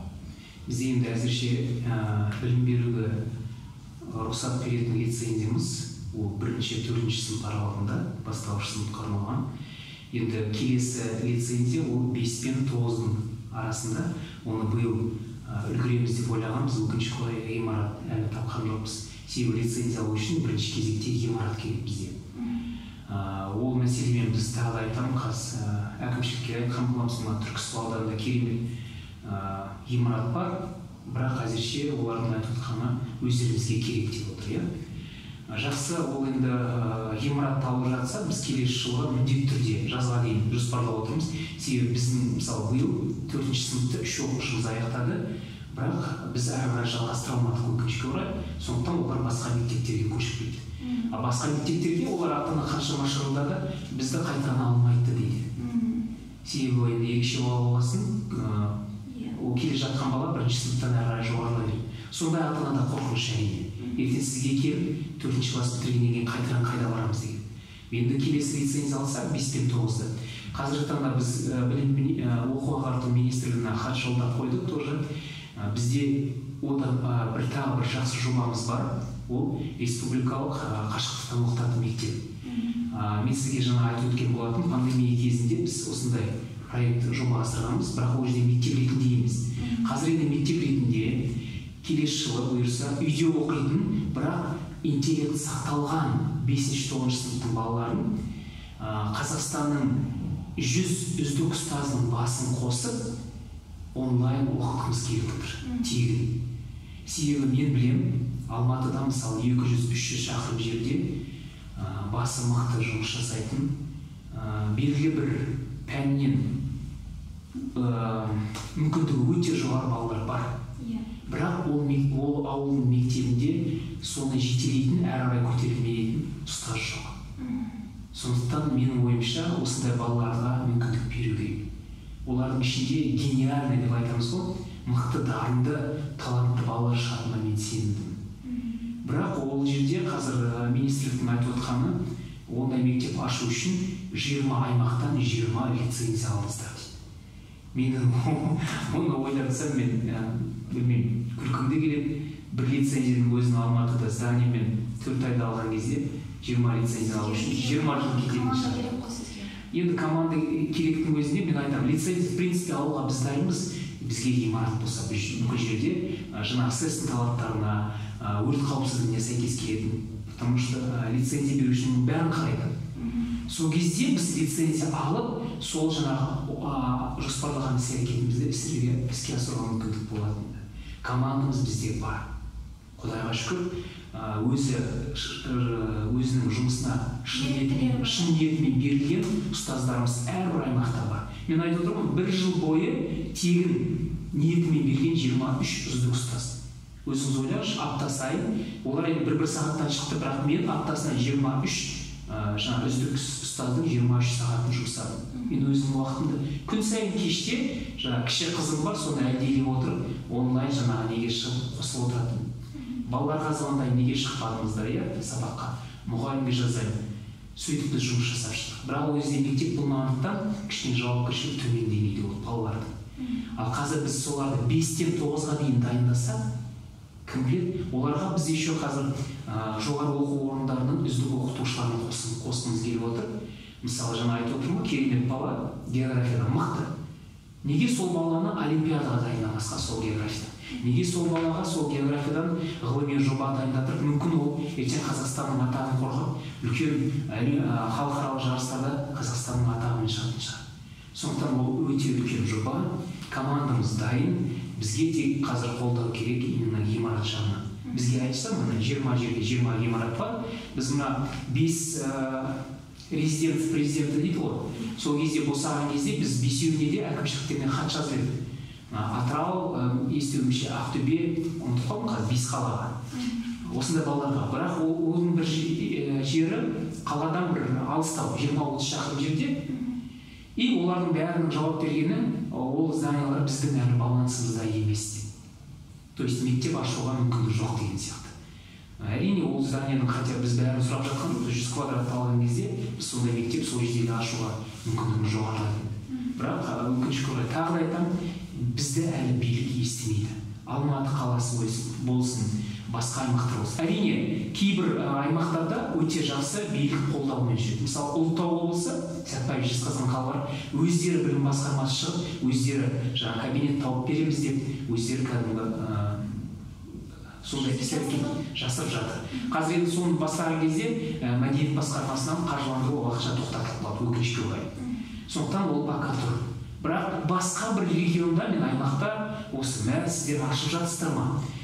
Сіздерде бәрі тегін екен. Давайте бізден қандай қолдау керек деп бірде-бір білім мекемесінен мен звондап, шын ниетімен звондағанын байқаған жоқ. Мүмкін ол өздерінің ойларына қайшы келетін шығар. Себебі естимін, ондай білім басқармасында отырған адамдардың көпшілігі өздерінің оқу центрлары бар. Себебі біз ашылатын болсақ, клиент оларда азаяды ғой. Оларда платный, солай ма? Сондықтан мен өзім солай ойлаймын, мүмкін сондай болады. Әрине оған сенгім келмейді, бірақ менде сондай уже ой пайда болды. Дегенмен жұмыс жасаймыз. Сіз айтқандай енді әлі бір жыл көлемінде менің мақсатым осы 20 аймақты ашу, әрі қарай енді белгілі болады. Оған дейін мүмкін мемлекетте қолдау жасар, мүмкін жаңағы жүрегі кең азаматтарымыз да болар, қолдау жасайтын. Әрине біз жұмыс жасаймыз. Неге бейімделген жеке оқыту бағдарламасы бойынша жалпы білім беретін бағдарлама жүйесі бойынша жасалғанда, енді менде бір сұрақ туындап тұр. Зерде бұзылысы бар балаларға бағалау жағы қалай болады екен? Бізде диагноз бар, нарушение интеллекта, оның 3 деңгейі бар. Мысалы, ол жерде ол балалар бағаланбайды. Ал егер задержка психоречевого развития болса, ол жерде ол балалар бағаланады. Екіншіден, ол балалардың педагогикалық кеңестің шешімімен ол балалар сыныптан сыныпқа көшірмей, сол сыныпты қайтадан оқуларына мүмкіндік бар. Бізде ата-ананың көпшілігін сұрайтын сол. Мысалы, 3-ші класстамыз, бірақ деңгейіміз 1-ші сынып. Біз қайтадан 3-ші сыныпты оқуға мүмкіндігіміз бар. Ол кезде ол ПМК-ның шешімінде не деп жазып отырады? Егер задержка психоречевого развития болса, онда сол мектептің әкімшілігі педагогикалық кеңес өткізіп, сол баланы тағы 1 жылға қалдыруға мүмкіндік бар. А егер үйде оқитын баламен нарушение интеллектісі диагнозы бар балалар, заң бойынша олар сыныптан сыныпқа автоматически көшіреді. Ол жерде педагогикалық мектеп ештеңе істей алмайды. Сондықтан осындай момент бар, кішігірім. Енді программа айтып отырмын, бағалану енді болады міндетті түрде, бірақ сыныптан сыныпқа көшіру жаңа жағдайға байланысты. Ерекше баласы болған үшін тастап кеткен, баласын ұялатын, немесе осындай ерекше бала үшін сен кінәлісің деп әйелін жазғырған әкелер бар ғой. Сондай әкелерге қандай кеңес берер едіңіз? Жалпы ерекше баласы бар ата-аналардың былай сынып кеткен жағдайда қалай біз бір-бірімізге қолдау білдіре аламыз? Енді мен өзімнің мамандығым негізі биологпын, мен адамның анатомиясын, физиологиясын, әрине биология саласында, тем более Назарбаев мектебінде жұмыс жасағасында үнемі соңғы жаңалықтармен іздеуге тырысамын. Сол кезде соңғы осы биыл ғана бір ай тұсында шыққан нәрсе, бір жаңалық, аутизмнің негізгі себепкері ол ер адамның кесірінен дейді, шын керек. Қазір енді генетика тұрғысынан геннің деңгейінде зерттеуге мүмкіндік туындап жатыр ғой. осындай үлкен зерттеу жұмысы бар, ол дәлелденген нәрсе. Сондықтан мен жаңа өзіңіз айтып отқандай, маған да көпшілік адамдар айтады, кейбір тума-туыстарым айтады, сіз әрі қарай жассыздар, өмірлеріңіз неге қинайсыздар, мүмкін ол баланы мемлекетке тапсырып тастарсыздар дегенде, мен енді білмеймін, оған жүрегім ешқашан бармайды. Мен екінші ұлым дүниеге келген кезде ортаншы ұл болғанына мен қатты қуандым. Себебі өзіңіз айтқандай, біз ертең дүниеден озған кезде ата-анасы ол кімге керек? Тек қана өзінің отбасына. Сондықтан ортаншы балам мен уже соны әрі қарай алып қалатынына мен сендім. Ал енді жаңағы жағдайда мен ондай әкелерге енді естіп жатасыз ғой, шыны керек. Аналар да тастап кетіп жатыр, иә, түрлі себептермен. Бірақ енді әкелерге келетін болсақ, мен тағы да айтамын, егер аутизм белгісі бар баланы әкесі тастап кетсе, ол есінде болсын, в первую очередь ол именно ер адамның сперматозоидына келетін генетикалық ошибка, деформация геннің. Ол дәлелденген нәрсе. Гуглдан іздеп қарасаңыз болады. Значит, бұл жерде әйелдің кінәсі емес, керісінше ер адамның кінәсі. Сол кезде былай қарасаңыз, ол бір нәрсені бүлдіріп алып, сол нәрсені тастап кетті деген сөз. Көпшілігі жаңа жүктілік кезінде әйелдің бойындағы дәрумендер тапшылығынан болады деп әйелдерді кінәлайды ғой. Ал енді ол жүктілік кезінде әйелдің организмінде дәрумен тапшылығын туғызған кім?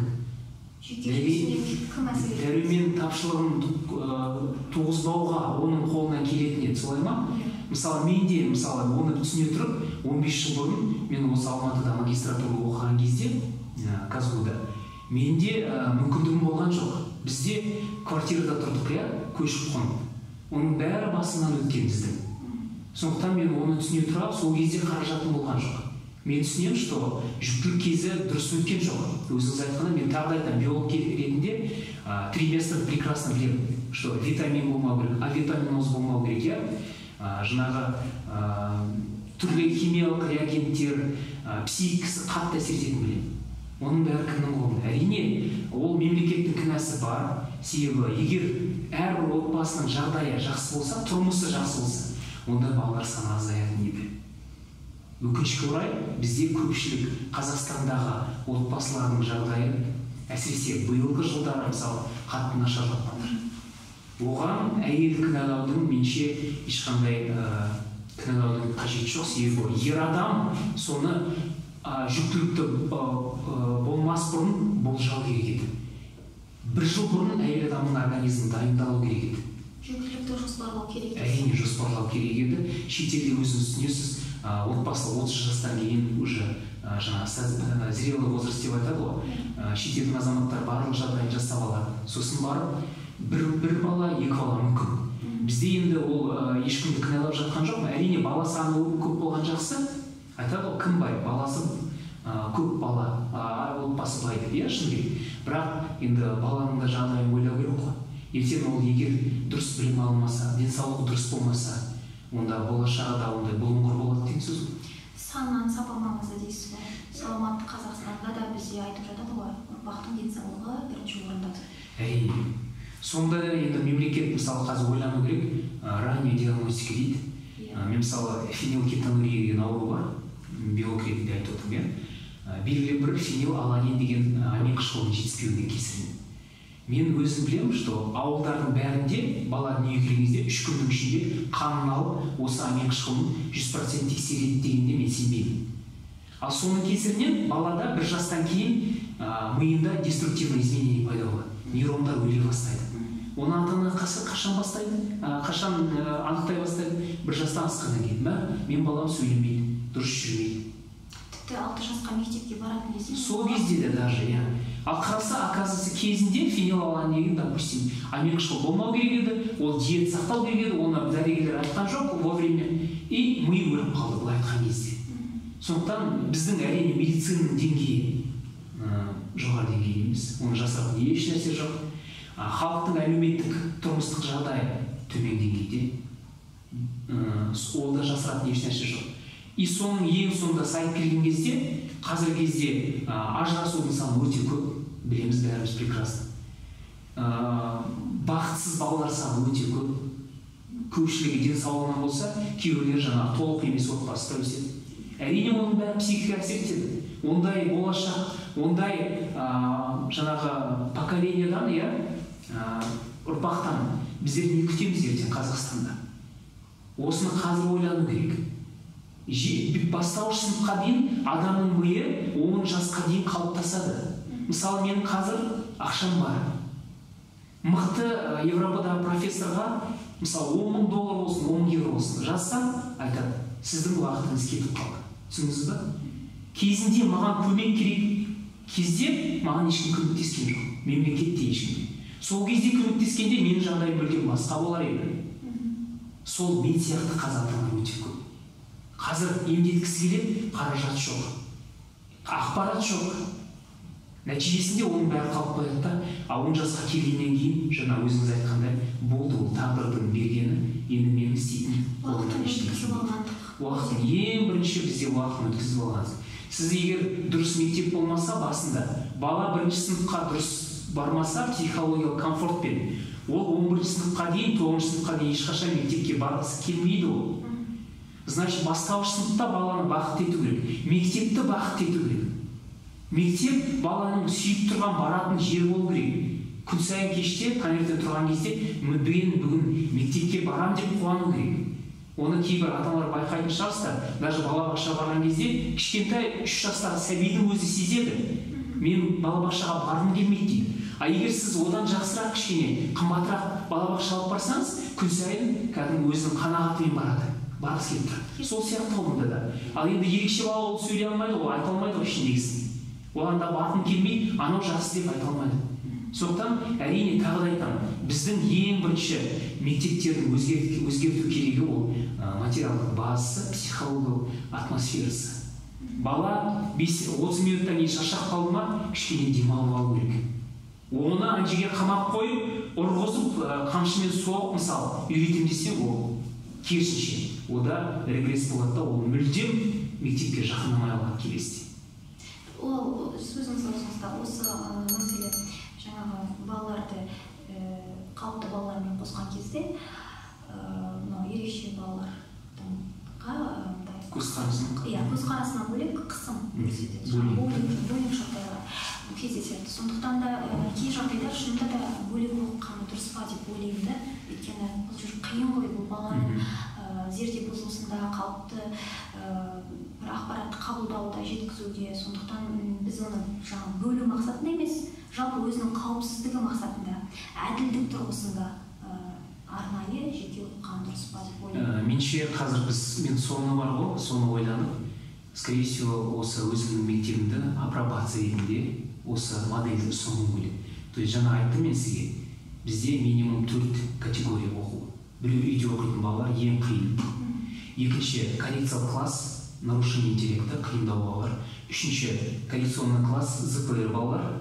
Төртіншісі сау балалар. Міне 4 түрлі класс бар, скажем, и біз балаларды көреміз. Тағы да айтамын, егер үйде оқитын балаларда жас прогресс болып жатса, оны 2-ші классқа, жоғары классқа көшеміз. Одағы класс болып жатса, сөйтіп көшеміз. Әрине, сау балаларға мен 10 бала қазір жинап алмайын дегенге мен негізі кішкене сенім кірмеймін. Потому что қасымыздағы мектепте бір сыныпта 40 бала оқығанша, лучше менің мектебімде 10 бала тоже тегін оқысын, бірақ оларға ескертіп қоямыз. Негізі біздің ойымыз мынандай болды. Ол жерге тек қана ұстаздардың балаларын аламыз дейді. Себебі ертең ол балаларға құлағына құятын, біз мектепте тек қана 4 сағат құямыз, қалған 18 сағат құятын ол ата-анасы. Егер ата-анасы өзі де біз сияқты сол қоғамға бейім, соны көзбен көріп, соны қабылдаса, онда баласының құлағына құяды. Балам, сенің мектебінде осындай бала оқиды. Ол ерекше болғанмен, ол да жақсы бала, ол да жақсы адам. Көмектес, үйрет деген сияқты. Сол кезде мүмкін ол бала басқаша тәрбиеленеді. Менің ойымша, сол 10 ұстаздың 10 баласын қойып апробация жасап өтсеңіз, біз қазір әлі ойымыз бар, әлі алуға мүмкіндігіміз бар негізі. Онда мүмкін осы модельмен, тағы да айтамын, 500 балаға мектеп ашудың қажеттілігі жоқ. Лучше ол кішігірім бір мектеп, мысалы, тек қана аутизм бар. Бір мектеп жаңағы зерде бұзылысы бар. Бір мектеп жаңағы көзі нашар көретін балаларға. кішігірім, ондай балалар көп саны 1000 емес қой, бірақ лучше кішігірім болсын. Кішігірім мектеппен жаңағы басқару жеңіл, тиімді болады, көзбен көріп отырасыз, ол соның ішінде бір кішігірім отбасы сияқты дамиды. Меніңше ең дұрыс модель сол дұрыс болады. Сол кезде жаңағы ерекше баланың ата-анасы да ренжімейді, сау баланың ата-анасы да ренжімейді, қоғамды біртіндеп тәрбиелейміз. Егер әрине жаңағыдай 500 мектептің арасына 500 баласы бар спец мектепке арнайы қамаса, мен мысалы оған қарсымын ата-ана. Мен неге балам сау балалармен бірге оқымайды деген менде сұрақ туындайды, солай емес пе? Немесе менің баламды жаңа сау балалардың арасына 500 бала оқитын мектепке қоссам, ата-аналардың сұрағы туындайды. Сондықтан менің ойымша біздің мектеп идеальный модель болады. Соны қазір апробация мысалы 1 жыл өткізіп көрсек, тегін оқытам дегенде ата-ана менше табылатын сияқты. 10 бала бір сыныпта болады деген. Енді жаңа осыны айтып өттіңіз, жерде аутизмнің ең ауыр түрлері бар, ол ақпаратты айтпақ түгілі қарапайым, мысалы қолындағы нәрсесін тастап жүру мүмкін, эмоциялық өзін басқара алмауы мүмкін, сондай балалар бар. Бұндай кезде біз оны өзіңізде тегін оқытасыз ба енді? Бұндай балаларды басқа орталықтар қабылдамайды. Сіз қалай еңсерудесіз осындай балаларды? Үйінде отырғандар көп қой бұндай. Мен сондықтан, мысалы өзіңіз айтып отқандай, лицензиясы бар мектеп, мысалы біздің мектеп сияқты. Сіз айтып отқан жаңа коррекциялық кабинеттер, өте көп платный центрлар, оның біреуінде лицензия жоқ, олар мектеп ретінде оқытай алмайды. Олардың алмауға құқысы бар. Менде негізі алмауға құқым бар. Бірақ мен сөйтіп айтсам, ата-ана ренжиді маған. Өзіңіз айтып отқанда қаншама ата-ана сізге хабарласты, Мен оларға айтамын, сіздің балаңыз қазір қиын болса, давайте біз жеке оқытып көрейік. Үйде оқытып деп аталады, бірақ тоже 4 рет келесіде 2 сағатта жеке специалист. Егер біз көрсек, балалардың алға дамып келе жатқан, біз жерден қосамыз деп айтып отырмын. Басқа мектептерде ондай жағдай жасамайды. Олардың да қорқынышы дұрыс. Мысалы, біреуді соғып қалатын баланы сіз 10 баланың арасына қосып жібермейсіз ол. Ертең арызды кімнің үстіне жазады? Ол ата-ана емес, сіздің үстіне жазады. Соның кесірінен мектеп түгел жауып тастауы мүмкін. Сондықтан әрине менде сіздің коррекциялық классқа баланы қабылдаған кезде мен сразу сұраймын. Тырнамай ма, тістемей ма, біреуді ұрып қалмай ма, әжетханаға өзі бара ма? Себебі біз мектеппіз ғой, біз детсад емеспіз, бізде няня жоқ, допустим, Сондықтан ондай балалар болса, біз айтамыз, давайте біз былай көрейік. Егер көзіміз жетсе, что ол бала жаңағы қауіптілігі жоқ, онда біз жайлап қосамыз. Біз главный ата-анаға выбор береміз. Қалған мектептерде көрдіңіз ба, басқа орталықта выбор бермей тұр. Мен айтып отырмын ба сізге, 200 мыңға оқытуға дайын, ата-ана 200 мың берейін деп тұр, бірақ оларды қабылдамайды. Себебі қорқады. Немесе өзіңіз айтасыз, 2 миллион интерактивный панельді барып бір соғып қалса болды, жандырып жібереді. Оны кім төлейді сосын дейді сонда. Сондықтан ол жағада қауіпсіздігі бар. Сондықтан тағы да айтамын, ең дұрыс вариант Қазақстан үшін менше кішігірім мектептер ашу. Жаңағы 4 деңгейі бар, үйде оқитын деңгей, бірақ мен үйде оқуға мүлдем қарсымын. Лучше осы жерге алып келіп, мүмкіндік болса қоссын. Мен де айта алмаймын, үйде оқитын балалар, мысалы эпилепсик балалар, мына айда ұстауы мүмкін эпилепсия, ал жарты жыл бойы ұстамауы мүмкін. Сонда бір ай ұстаған үшін ол жарты жыл бойы үйде оқу керек па не? Неге? Көрейік. Әрине жауапкершілік өте жоғары, бірақ біз баланы ойлауымыз керек, в первую очередь, баланың дамуы. Сондықтан ең дұрыс модель деп мен солай деп ойлаймын шыны керек. Тағы да айтамын, ата-ана да оны мен ата-ана жағынан да ойластырамын. И екінші жаңағы ұстаз ретінде, жаңағы кәсіпкер ретінде деп ойлаймын тоже.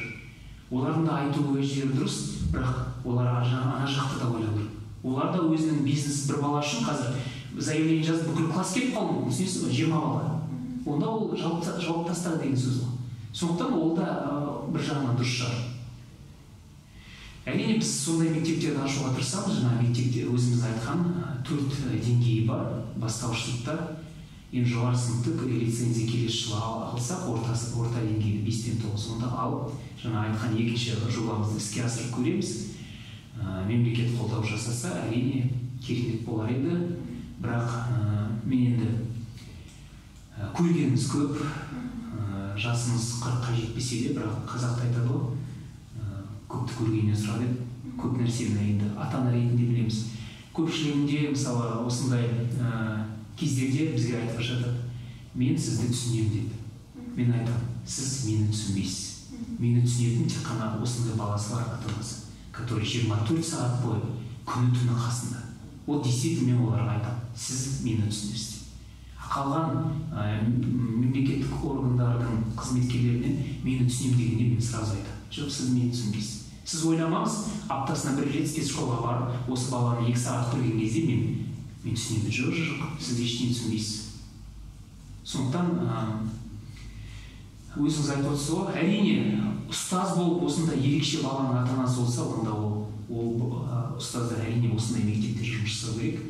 Осындай мектептерде бірақ жұмыс жасау үшін жағдайын жақсарту керек. Сұрақтар өте көп. Бұл аз уақытта бәрін қамту мүмкін емес. Бұны өзіңізбен тағы да сұхбат жазамыз. Енді маңызды, мен ішімде қалып кетті, осыны айтуым керек деген менің тарапымнан қойылмай қалған сұрақ бар ма? Не айтқыңыз келеді? Енді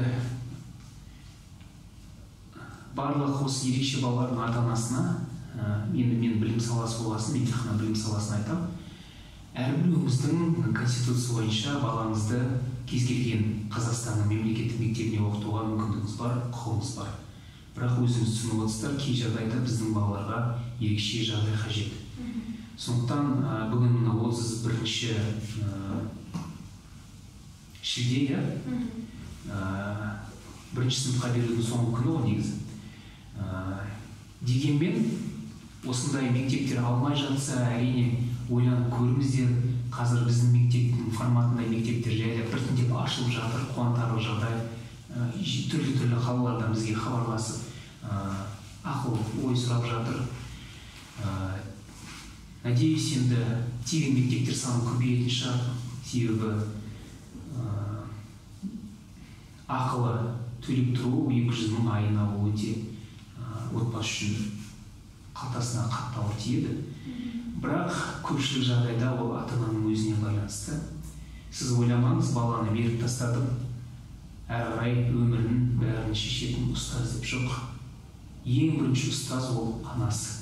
Анасы үйінде баламен ешбір жұмыс жасамаса, сіз егер оны ешқайда шығармай сол өмірден, қоғамнан бөлшектей берсеңіз, ол әрі қарай одан сайын алыстай береді.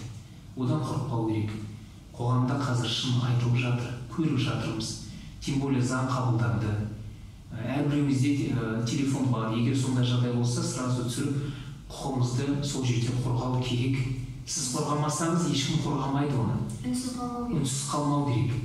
Бірақ тағдырдың бергені сол, күресу керек, жұмыс жасау. В первую очередь баламен ерінбей жұмыс жасау керек.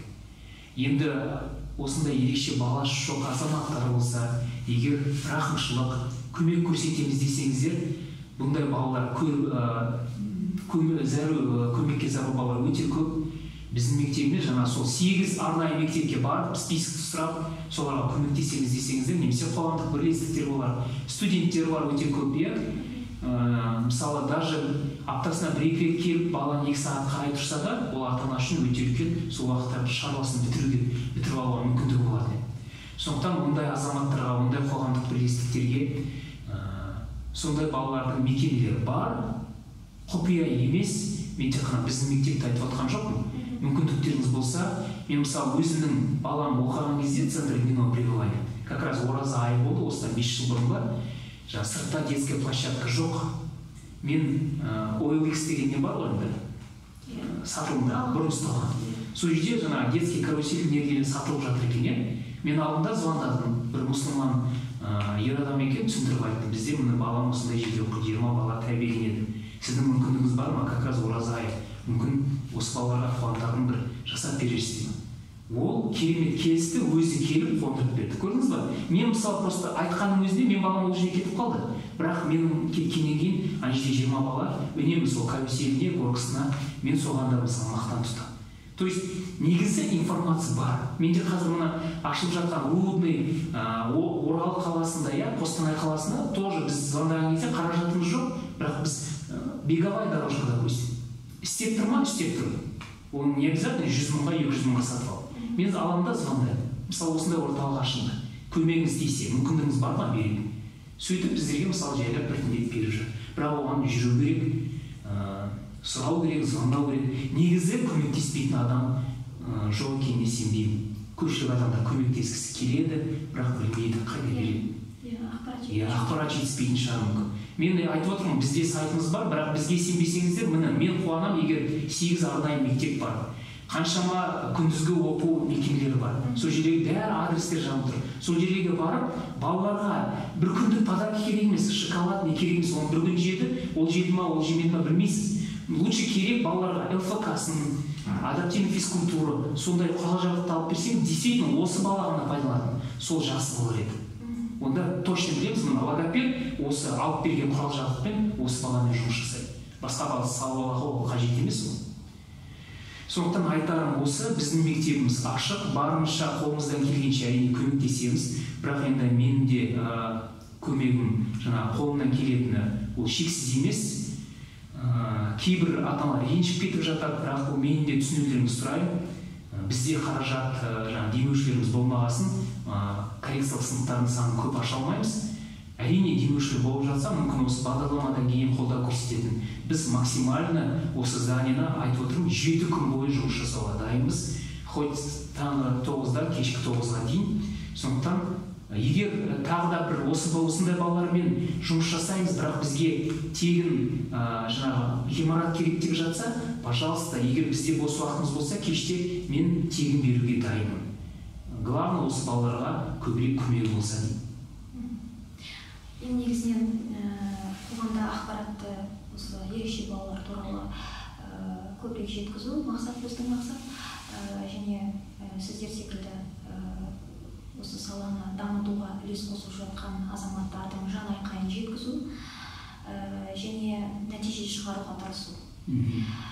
Өзіңіз білесіз, аутизмде ең бір үлкен диагнозың ауыр жағдайдың өзінде әлемге өзін мойындатқан Темпо Грандин деген америкалық жазушы бар, Эйнштейн болсын, кімді алсаңыз да барлығында осындай бір аутизмнің белгілері болған.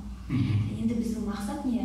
Бұндай балаларды керісінше жаңағы өзіңіз айтқандай олимпиадаға қосу, ерекшеліктерін тырнақшаның ішінде айтып отырған шынында ерекше балалар екенін, біздің әлеуметтік потенциалымызды көтеретін балалар екенін көрсеткіміз келеді.